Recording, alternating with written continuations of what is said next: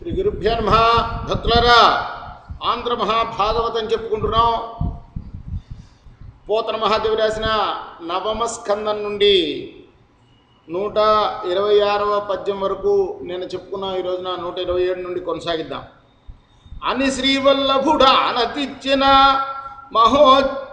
మహోజ్జచక్ర కీలావళి జనితాయాసుడు నిర్వికాసుడు ఉదిత శ్వాసుండు దూర్వాసుడు అల్లనయ్యే తెంచి సుభక్తిగాంచే గురులావణ్యవేషు విదోషు నయోదార మనీషు మంజుమిత భాషున్ అంబరీషును వెసను. శ్రీపతి విష్ణుమూర్తి అలా ఆనతుడుగానే ఆ సుదర్శన చక్రం మంటల వల్ల ఆయాసాన్ని పొంది వెలవెలబోతున్నవాడు, రొప్పుతున్నవాడు అయిన దుర్వాసుడు వేగంగా వచ్చి, దయామయుడు, ఏమాత్రం దోషం లేనివాడు, మహాత్ముడు, హితభాషి మితభాషి, చాలా తక్కువ మాట్లాడేవాడు. ఆ తక్కువ మాట్లాడింది కూడా హితంగా, ఇతరులకు హింసించేటట్లు కాకుండా హితంగా మాట్లాడేవాడు. అటువంటి ఆ అంబరీషుణ్ణి చూశాడు. కానీ దుఃఖితుండై ఆ మహీవల్లభు పాదంబులు పట్టి విడవకున్నా ఆ నరేంద్ర చంద్రుండు చరణ స్పర్శంపునకు ఓడుచు కరుణారస భరిత హృదయుండై హరిచక్రమునిట్లని స్తుతించే వెంటనే అంబరీషుడు కాళ్ళని కూడా పట్టుకున్నాడు, బ్రాహ్మణుడైనప్పటికీ. అలా ఎప్పుడైతే తన ఋషి తన పాదాలను పట్టుకున్నాడో ఎంతో సిగ్గుపడిపోయాడు రాజశ్రేష్ఠుడు. దయ నిండిన హృదయంతో వెంటనే సుదర్శన చక్రాన్ని ఇలా ప్రార్థించాడు. నీవ పావకుడవు, నీవ సూర్యుండవు, నీవ చంద్రుండవు, నీవ జలము, నీవ నేలయు నింగి, నీవ సమీరంబు, నీవ భూతేంద్రియ నికరమీవ, నీవ బ్రహ్మంబును, నీవ సత్యంబును, నీవ యజ్ఞంబును, నీవ ఫలము, నీవ లోకేశులు, నీవ సర్వాత్మయు, నీవ కాలంబును, నీవ జగము, నీవ బహుయజ్ఞ భోజివి, నీవ నిత్యమూల తేజంబు, నీకునే ముక్కువాడ నీరజాక్షుండు చాలా మన్నించునట్టి శస్త్రము క్షమా కావవే చాలుముని నీల. నువ్వే అగ్నివి, నువ్వే సూర్యుడివి, నువ్వే చంద్రుడివి, నువ్వే నేరా, నువ్వే నింగి, అన్నీ నువ్వేనయ్యా మహాత్మా. ఓ సుదర్శన చక్రమా, దేవదేవుడు ఎప్పుడూ కూడా నిన్ను మన్నిస్తూ ఉంటాడు. అటువంటి నీకు నమస్కరిస్తున్నాను, ఈ మున్ని కాపాడు, నాకు అదే చాలు అన్నాడు. హరిచే నీవు విస్పృష్టమై చనగా మున్నాలించి నీ ధారలో ధరణిన్ వ్రాలుటనిక మంచు మునుపే దైచేశ్వర వ్రాతముల్ శిరముల్ పాదములన్ భుజాయుగములన్ చేతులు నిజాంగంబులం అష్టారగం ప్రాణ సమీరముల్ వెడలు నీ యుద్ధంబులం చక్రమా. ఓ సుదర్శన చక్రమా, నీ పరాక్రమం సాటి లేనిది. శ్రీహరి చేత నీవు వదలబడ్డప్పుడు ఆ సంగతి ముందే పసిగట్టి నీ వల్ల ఎలాగూ చావు తప్పదని తెలిసి రాక్షస సమూహాలన్నీ కూడా ముందుగానే తలలు కాళ్ళు రెండు చేతులు తెగి తమ దేహాల్లోని ప్రాణవాయువుని వదిలేస్తారయ్యా. అంత భయం నువ్వంటే వాళ్ళకి. కలగి నిద్ర ఓవ కలలోన వచ్చిన నిన్ను చూచి దీర్ఘ నిద్ర ఓదు అసురవరులు శయ్యలందున్న సదులు ప్రభాతమందు లేచి బలవరింప. రాత్రి కనుక నువ్వు వాళ్ళ కల్లోకి వచ్చావంటే రాత్రికి రాత్రే వాళ్ళు మరణిస్తారు. పడుకున్న వాళ్ళు పడుకున్నట్టే, పక్కన నిద్రపోతున్న భార్యలు పొద్దున్నే చూసి గొల్లుమని ఏడుస్తారయ్యా వాళ్ళని చూసి, వాళ్ళ భర్తల్ని చూసి. చీకటి వాపుచును వెలుగు చేయుచు సజ్జన కోటి నెల్ల సశ్రీకుల చేయు నీ రుచులు చెల్వుగా ధర్మ సమేతలై నిను వాకున నిట్టి తట్టిదని వర్ణన సేయ విధాత నేరడ స్తోకము నీదు రూపుగలదు తుది లేదు పరాత్పరాజ్యమై. నీ కాంతులు చీకటిని పారదోలుతాయ్యా, వెలుగును పుట్టిస్తాయి, సత్పురుషుల యొక్క సమూహాన్ని సంపన్నం చేస్తాయి. నిన్ను మాటలతో వర్ణించడానికి ఆ బ్రహ్మదేవుడికి సాధ్యం కాదు. అటువంటి నీ రూపం పరాత్పర స్వరూపం, అది దానికి ఆది అంతం లేదు. కమలలోచనుండు కలుల శిక్షింపంగా పాలు సేయ నీవు పాలు వడితి అయిన ఇంకా చాలు ఆ పన్నుడవయ్యున్న తపసిగావు నీవు ధర్మవృత్తి. పద్మలోచనుడైన ఆ విష్ణువు శిక్షించమని పంపిస్తే నువ్వు ఆ పనికి పూనుకున్నావు. కానీ ఈ మహానుభావుడు తాపసుడయ్యా, నువ్వు ధర్మమైన నడవడివి కలవాలివి, తాపసుడిని సంహరించవచ్చా? తప్పు కదా అనుకో అని వినిపించి కేలు దమ్మిపోయి నొసలం ప్రసంగించి ఇట్లనియే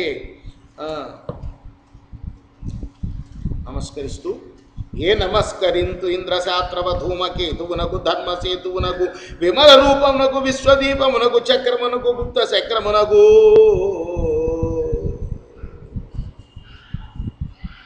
ప్రపంచానికి దీపంలాగా వెలుగునిచ్చే నీకు నమస్కారం చేస్తున్నాను మహానుభావ అని. మరియు ఇట్లని ఎవరిని సుదర్శన చక్రాన్ని ప్రార్థిస్తున్నాడు. ఇంకా విహిత ధర్మ మందు విహరింతునేనియు ఇష్టమైన ద్రవ్యమిత్తునేని ధరణిసురుడు మాకు దైవతంబగునేని విప్రునకు శుభంబు వెలయుగాక. నేనే కనుక ధర్మ మార్గంలో నడిచేవాడిని అయితే, యాచకులు కోరిన మేరకు నేను ఇచ్చేవాడినే అయితే, ఈ బ్రాహ్మణుడు మాకు దైవస్వరూపమైన బ్రాహ్మణుడు ఏమాత్రం కష్టాన్ని పొందకుండా శుభాన్ని పొందుగాక. అఖిల గుణాశ్రయుడకు హరి సుఖి అయినా కొలుగు వలన చొక్కెడి నేను నిఖిలాత్మమై ఉండకూడదు సుఖమందుగాక భూమి సురుడి వేళ. సకల గుణాలు ఎవరినైతే ఆశ్రయిస్తాయో ఆ శ్రీహరి గనక నా సేవ వల్ల తృప్తి పొందినవాడైతే ఇదిగో ఈ బ్రాహ్మణుడు ఇప్పుడు సుఖపడుగాక అని ఈ విధమ్మున పొగడు పుడమిరేని వలన మన్నించి తపసిని దాహమ్మునుందిప్పక రక్కసుల గొంక చక్రంబు తిరిగి చనియే అంత దుర్వాసుండు శాంతి పొంది మెల్లని మేలిమి మాటల ఆ రాజును దీవించి ఇట్లనియే. వెంటనే ఆ సుదర్శన చక్రం ఆ అంబరీషుడు చేసిన ప్రార్థనకు మన్నించి తిరిగి వెళ్ళిపోయింది.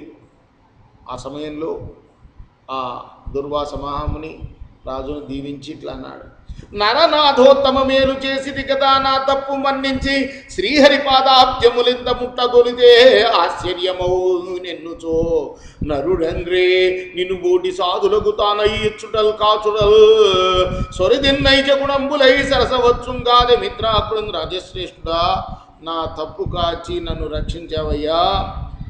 శ్రీహరి పాదాలను ఎంత గాఢంగా నమ్మిన వాడివైతే ఈ విధంగా జరుగుతుంది.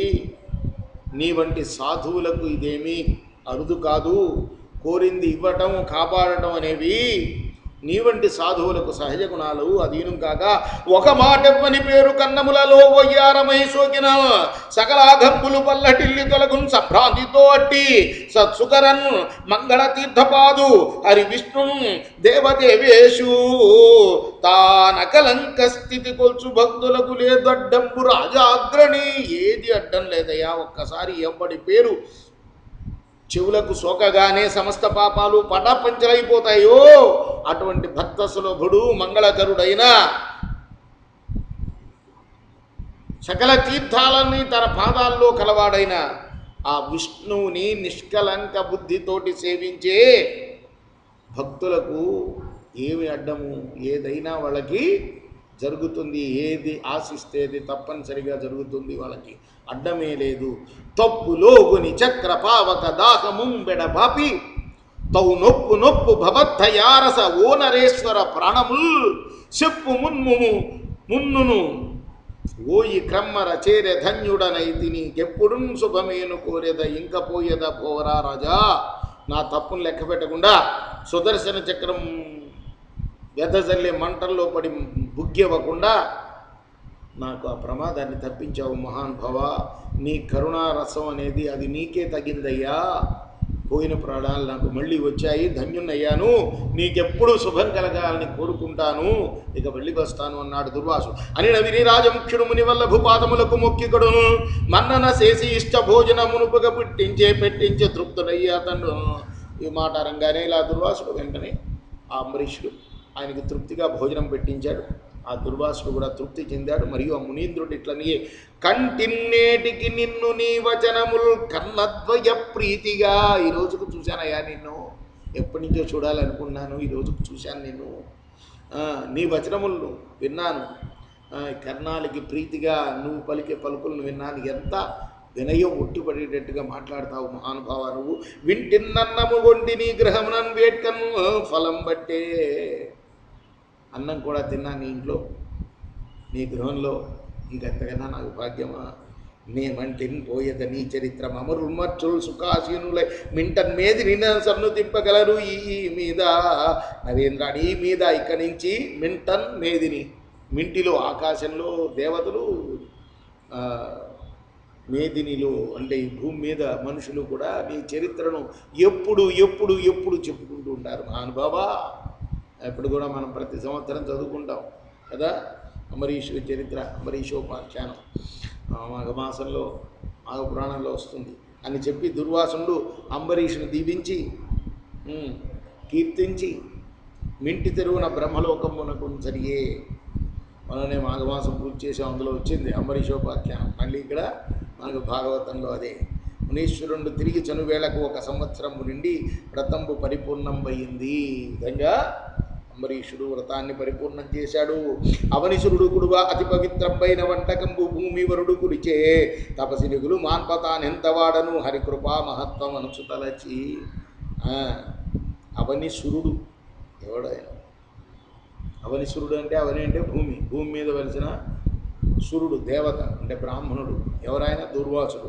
ఆయన పుడిచిన భోజనంని తను భుక్తశేషాన్ని తను భుజించాడు. తన తర్వాత అదే ఎప్పుడైనా కూడా బ్రాహ్మణులకి భోజనానికి పిలిచినప్పుడు వాళ్ళు అనుమతి అలా ఇవ్వాలట. నేను అన్నశేషాన్ని ఏం చేయాలయ్యా, మీరు భోజనం చేసిన తర్వాత మిగిలిన అన్నాన్ని ఏం చేయాలి అని అడిగితే నీ ఇష్టమైన వాళ్ళతో కలిపి భుజించు అని చెప్పి వెళ్తాడు. ఆ పర్మిషన్ ఇచ్చేదాకా తినకూడదనమాట. అది బ్రాహ్మణులకి భోజనం పెట్టే విధానం. వాళ్ళు భోజనం చేసిన తర్వాత వాళ్ళ అన్నశేషాన్ని వాళ్ళు తినగా మిగిలిందంటే వాళ్ళకి వడ్డించగా మిగిలిన పదార్థాలు ఉంటాయి కదా, అవి తినడానికి వాళ్ళ అనుమతి తీసుకోవాలన్నమాట. అదే ఇచ్చాట ఇక్కడ ఈయన. దుర్వాసుడు భోజనం చేసిన తర్వాత మిగిలిన పదార్థాన్ని అప్పుడు అంబరీషుడు భుజించాడు. ఆ ఋషి కష్టాన్ని మానపడానికి నేనెంతటి వాడిని, ఆ శ్రీహరే అలా మాన్పించాడు అని తన గొప్పదనం కాకుండా అదంతా కూడా ఆ భగవంతుడికే అంటగడుతూ ఆ మహనీయుడు ఎంతమంది ఈయన్ని పొగుడుతున్నా ఆ ప్రతిష్ట నాది కాదు భగవంతుడిదే అన్నాడు. మరియును హరిగొల్పుచుండు వారికి పరమేష్టి పదంబు మొదలు పదభోగంబుల్ నరక సమములను తలపున ధరణి రాజ్యంబు తోడి తగులము మానెం తగలటం, తగిలికొల్పడం అంటే రాజ్య భోగాలు, రాజ్యాలతోటి సుఖాలు, రాజ్యాన్ని పాలించడం, ఇవన్నీ కూడా నరకతుల్యంగా భావించాడు. ఆ తర్వాత ఎవరు? అంబరీషుడు. ఎందుకంటే శ్రీహరిని సేవించే భక్తులకు బ్రహ్మపదం వచ్చినా కూడా అది మోహాన్ని కలిగిస్తుంది కాబట్టి అది అక్కర్లేదనుకుంటాడట వాడు. ఎవరు? విష్ణుమూర్తిని సేవించేవాడు. నాకు ముక్తే కావాలి, ఇదంతా నరకతుల్యమనే భావిస్తాడు. ఎంత భోగాలు వచ్చినా కూడా, సాక్షాత్తు బ్రహ్మ పదవి వచ్చినా కూడా అది కూడా మోహాన్ని కలిగిస్తుందని అది వద్దు అనుకుంటాడట. ఇట్లు విరక్తుండై తనకు సదృశులైన తనయుల రావించి ధరణి భరము వారిద అల్పబంచి కారణంబు స్వచ్ఛ కామాది వీయుడై నరవి గుండు హరి సనాదులగుచూ. విధంగా విరక్తి చెంది కొడుకుల్ని పిలిచి రాజ్యాన్ని వాళ్ళకి అప్పగించి తను తపస్సు కోసం, హరికటాక్షం కోసం ఎంతో ఇష్టంగా తపస్సుకు వెళ్ళాడు. ఈ అంబరీష చరితము తీయంబున విన్న సర్వధి సంపన్నుండై ఉండును భోగపరుండై ఉండును నరుడు పుణ్యుడై ఉండు నృపా రాజా. అంబరీషుడి యొక్క ఈ చరిత్రను ఆసక్తితో విన్నా, చదివినా ఆ నరుడు బుద్ధిమంతుడవుతాడయ్యా. అంతేకాదు అంబరీషుడు లాగానే భోగాలు అనుభవిస్తాడు. ఆ తర్వాత ముక్తిని పొందాడు. విరక్తుడై పుణ్యాత్ముడై తరిస్తాడు. విను, అయి అంబరీషునకు విరూపుండును కేతుమంతుడును చెంబుండును అని వారు ముగ్గురు కొడుకులు. అందు కేతుమంతుడును చెంబుడును హరింగూర్చి తపంపు చేయి వారై వనంబురుంగం జన్రి. విరూపునికి వృధస్థుండును వృషత్తునికి రభీతరుండును కలిగిరి. ఆ మహాత్మునికి సంతతి లేకుండా అంగిరసుడును మునింద్రియుడు అతని భార్యందు బ్రహ్మతేజోనిధులైన కొడుకులను కలిగించే. వారలు రథీతర గోత్రులు ఆంగిరసులను బ్రాహ్మణులై ఇతరులందు ముఖ్యులై ప్రవర్తిలేరని చెప్పేసుకుండిట్లనియే. రేపు మనం 155వ పద్యం నుండి కొనసాగిద్దాం. కృష్ణార్పణమస్తు.